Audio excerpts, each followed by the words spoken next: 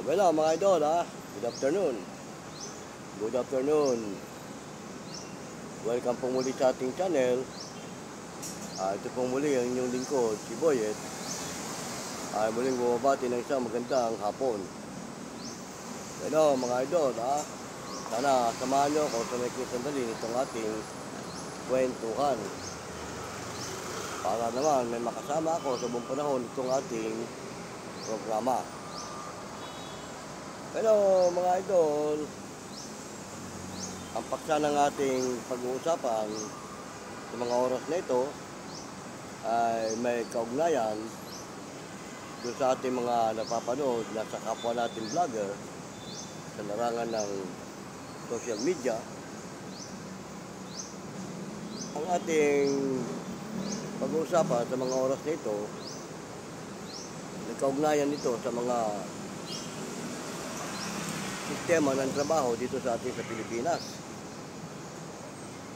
Alam ba mga idol, dito sa atin sa Pilipinas, marami tayong nakakakwentuhan o nakakausap ng mga aplikante o nag-a-apply sa mga gusto nilang pasukan. Nahihirapan sila sa sistema ng patakaran dito sa atin dahil napakaraming kung ano-ano mga requirement ang hinihingi sa kanila. Tulad ng isang galing ng abroad natin na nakausap, ang sabi niya, meron siyang in-applyan, kung ano-ano mga requirement ang hinihingi sa kanya at gusto automatic, sa ganung araw may submit niya agad lahat. Siyempre, balikbayan siya, hindi pa siya masyadong sa mga requirement dito, kaya nahihirapan sila. Kaya naman pala mga idol, maraming nag-a-abroad o lumalabas ng bansa natin para maghanap buhay dahil nga, unang-una, ang daming kuskus balungos at mga etc. na mga kung ano-ano mga hinahanap ng kanilang mga employer. Hindi nga naman kagaya doon sa abroad. Sabi niya sa abroad, basta meron ka ng ID at saka yung requirement na dalawang requirement lang daw, pasado ka na ron. Sabi niya kagaya dito, napakahirap. At isa pa, dito, kapag nag-apply ka doon sa position na gusto mo, alibasa siya, sabihin na natin isa siyang barista sa mga coffee shop. Nung siya i-interviewin daw, sabi niya, hinanapan siya nung tinatawag na educational background. At nung sinabi niya na hindi siya nakatapos ng college, maging sa high school, undergraduate siya, parang in-underestimate siya nung nag-i-interview sa kanya. Kaya nga, ang sabi raw niya, kung educational background lang sabi niya, nga hanapin niyo at kung sakaling ako graduate, hindi ko a-apply ng ganitong trabaho. Dahil sa abroad, sabi niya, marami akong mga naging tauhan, kahit barista ako, karamihan sa kanila, degree holder. Pero, ordinaryong barista lang sila.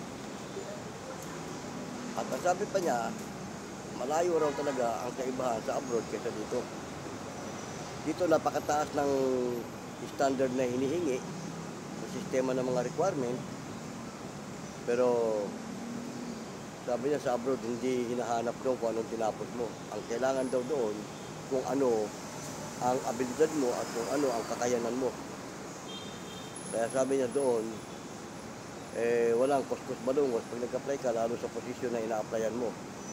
Kapag ka tinrain ka o in-interview ka at in-actual trade test at talagang kaya mo naman yung posisyon na ina-applyan mo, pasok ka na. Hindi raw kagaya pala dito, nung mag-apply siya, ang daming etc. mga tanong-tanong at kung ano-ano pa.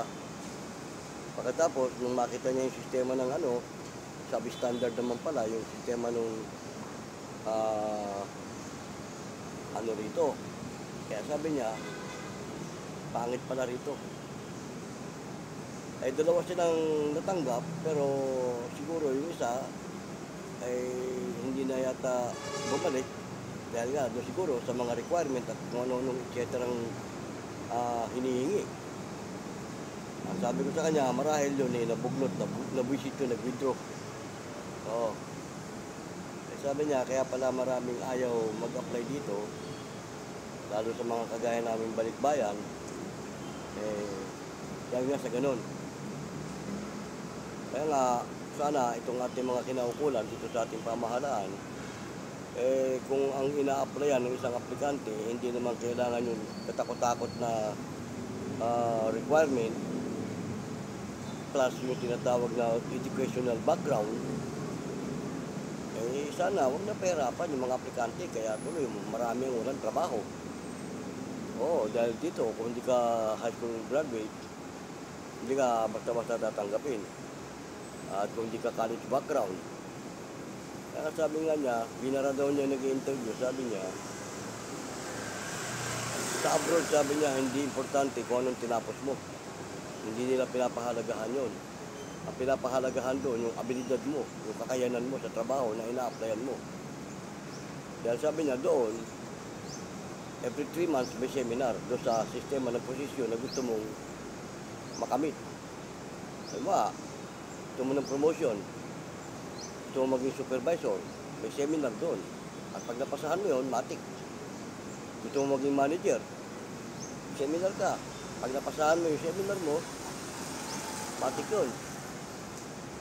Sabi niya, hindi kagaya dito pala wala namang seminar Matik hahanapan ka ng educational background mo para maging supervisor ka o para maging high position ka. Sabi niya, head barista ako doon sa abroad, pero dito, in-applyan ko, ordinaryong barista lang. Dahil, siyempre, mas gusto ko mag-umpisa sa mababa, isa sa mataas. Sabi raw niya, doon sa in-applyan ko, doon sa abroad, sabi niya, ang mga tauhan ko bilang barista roon, mga degree holder, na lumayas dito sa bansa natin dahil nga sa ganyang sistema na ang daming pahirapan na kung ano-ano. Sana dito sa atin, sa ating bansa, sa mga kinaukulan, huwag naman yung masyadong taasan ng standard tungkol sa requirement.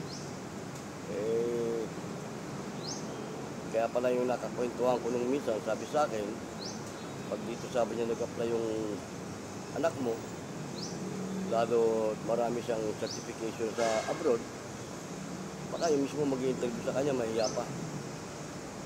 Kaya nga nung nabuisit siya doon sa nag-i-interview sa kanya hindi na niya tinagalog, in-English na talaga niya. Oo, tinira niya ng puro English hanggang sa maubusan ng English, na no split. Kung naman na uli, sinabi rin sa kanya, enough na. Kaya sabi nga niya, ang yabang-yabang nang nag-i-interview sa akin, wala naman pala ibubuga sa English. Nagtirahin daw niya ng English nangapa Kaya sabi niya, ma'am, huwag mo ipagmalaki sa akin na college ka o ano man ang tinapos mo. Dahil baka yung abilidad ko hindi mo kaya. Sabi niya, humahawak ako ng marketing, humahawak ako ng store, humahawak ako ng ano. Ikaw, kaya mo ba yung ganun trabaho?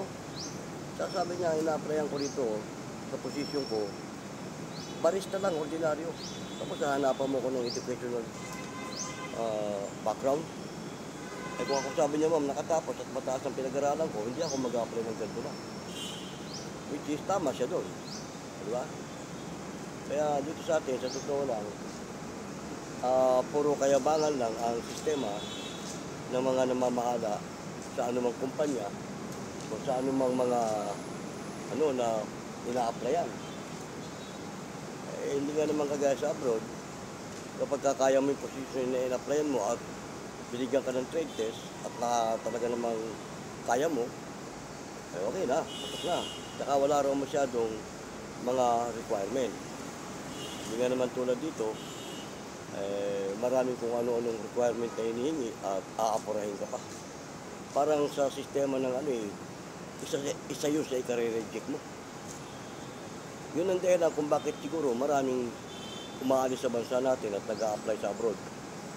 Dahil nga sa ganyang sistema na bulok na sistema yung ano natin dito sa totoo lang. Huwag magagalit yung mga kinaukulan ng ah, employer dito. Oh. Hindi nga naman kagaya sa abroad, kapag pinasahan mo yung posisyon na in-applyan mo, wala na masyadong itching. Oh. Imagine na, abroad yun eh. Kaya siya, galing siya ng Abu Dhabi. Oh. Ihigit pa ba sa Abu Dhabi itong bansa natin kung sa higpit lang pag-uusapan? Diba? Lalo pagdating sa batas. Hindi tayo obra sa kanila. Mas mahigpit ang batas nila.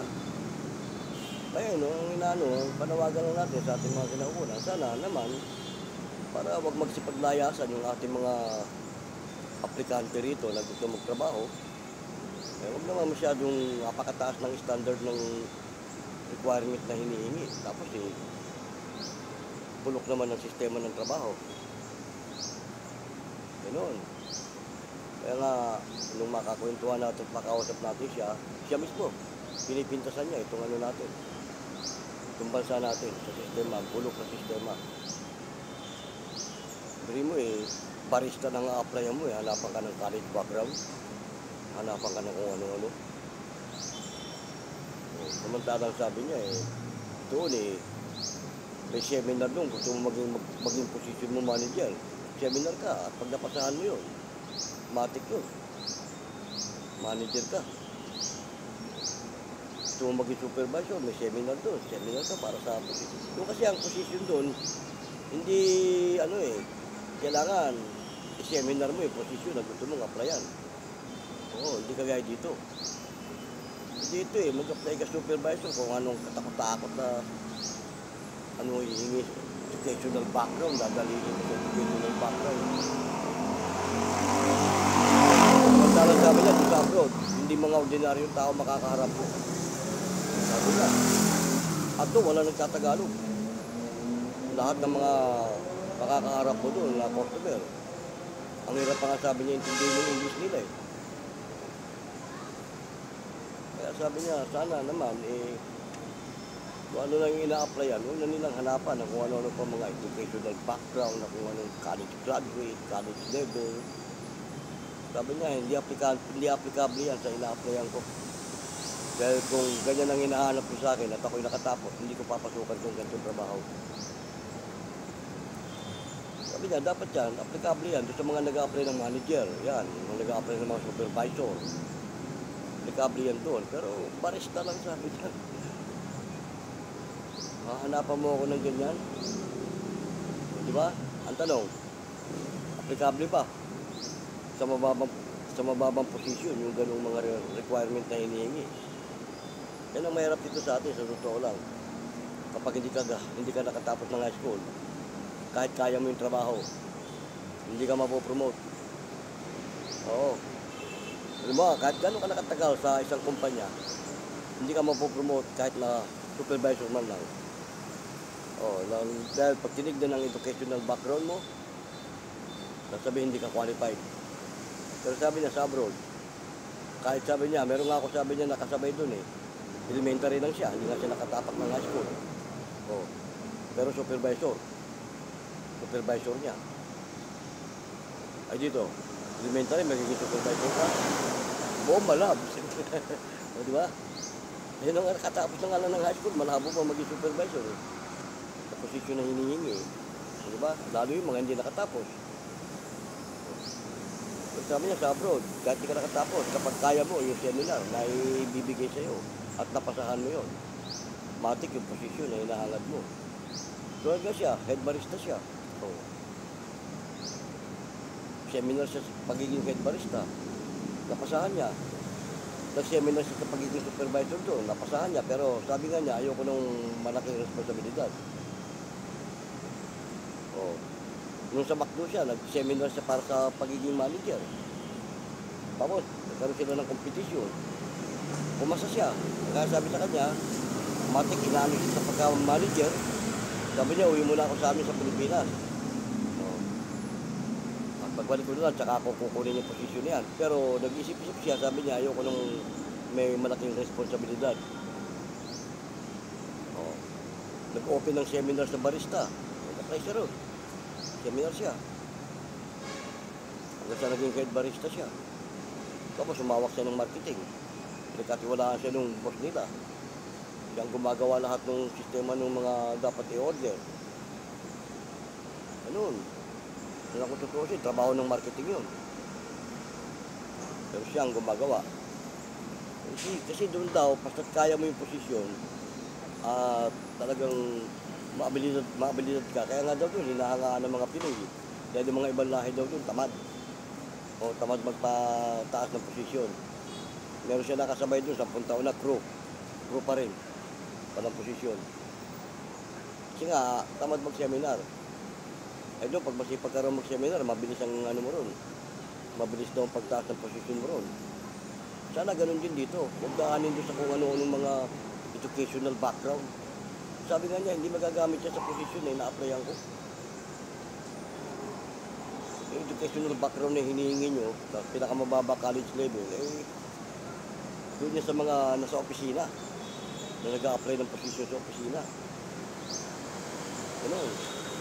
Yan, napagkukwentuhan lang naman natin, dahil nga meron tayong nakapanayam na isang balikbayan, na yun nga, sabi nga niya, ibang-iba talaga raw dito sa atin, sa Pilipinas. Pero sabi nga niya, ang baba ng standard natin pagdating sa quality ng trabaho. At saka sa mga pamamalakad, mababa ang standard natin. Kaya sabi niya, tapos ang mataas standard dito, yung qualification mo sa pinag-aralan mo. Kaya sabi niya, kaya pala maraming umaalis dito, nangingibang bansa dahil nga sa ganyang bulok na sistema. Masakit tanggapin ng katotohanan, pero ganoon talaga. Diba? Tama. Sabi no, salamat ang marami, mga idol. Sa may sandali ng ating kwentuhan, ay sinamahan niyo ako. So pong muli, ang inyong lingkod, si Boyet, ng Boyet Vlogs TV, ay pansamantalang nagpapaalam. Sa muli, kung meron kayong katanungan, lagay nyo lang sa comment section. At kung meron kayong mga comment, lagay nyo lang din. Para matalakay natin sa mga susunod pang video. Ano mga idol, sa muli, paalam!